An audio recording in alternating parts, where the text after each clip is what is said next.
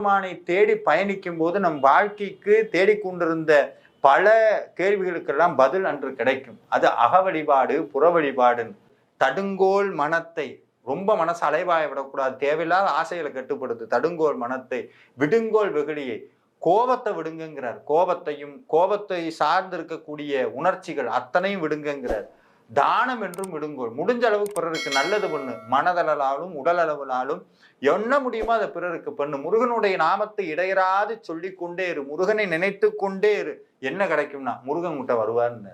அவங்க எல்லாத்துக்கும் சொல்லக்கூடிய ஒரு விஷயம் என்னன்னா, முருகனை நம்பு. உண்மையான கள்ளங்கபடம் இல்லாத தூய பக்தி. நீங்க உடனே நான் பாவம் பண்ணிட்டேனே, நான் கறி சாப்பிட்றேனே, நான் இந்த மாதிரி வீட்டுக்கு விளக்கா இருக்கிறேனே, ஒவ்வொரு நாளும் குற்ற உணர்ச்சியோட கடவுள் முன்னாடி போய் நிக்காதீங்க. மனுஷன் இயல்பு தாங்க அது. மனசு வெளுக்கணும். மனசை வெளுக்கிறதுக்கு ஒரே ஒரு வழிதான் இருக்கு. முருகா முருகா முருகான்னு சொல்லிக்கிட்டே இருங்க. மனசு தானா வெளுத்து கண்ணாடி ஆயிரும். கண்ணாடியை தூக்கி நீங்க பாத்தீங்கன்னா உங்க முகம் தெரியாது, முருகன் முகம் தெரியும். முருகன் அதுக்கப்புறம் உங்க வாழ்க்கையை பொறுப்பேற்றுக்குவார்.